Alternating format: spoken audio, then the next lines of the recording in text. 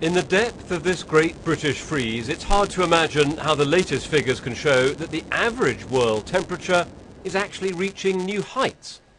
This year is heading to be one of the warmest on record.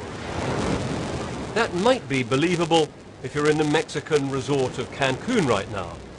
That's the venue for the latest round of United Nations talks aimed at tackling global warming.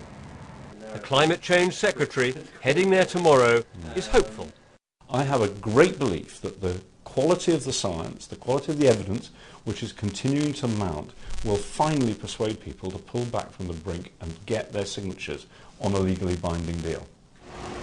What's at stake is a deal to cut pollution, the greenhouse gases widely accepted to be warming the climate. But the biggest polluter, China, doesn't want to be in a treaty. And America, gripped by recession, doesn't either, especially with the Republicans making big gains in the recent elections.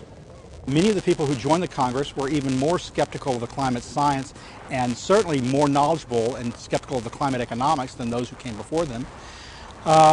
They're not going to join any treaty that makes the U.S. put on a hair shirt.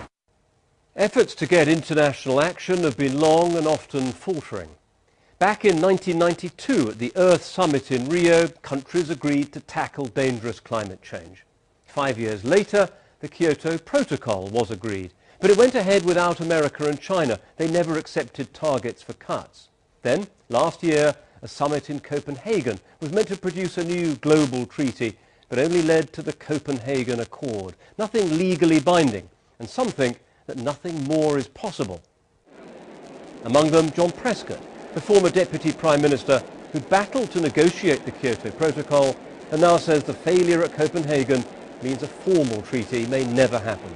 There wasn't a chance of getting a legal agreement if that's what you're trying to do, as I did at Kyoto in 1997.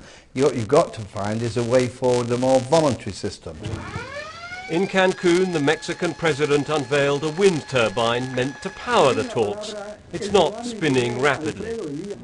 And Greenpeace launched a balloon filled with hot air, exactly what this UN process is accused of. Expectations are low, while levels of greenhouse gases just keep rising. David Schuckman, BBC News.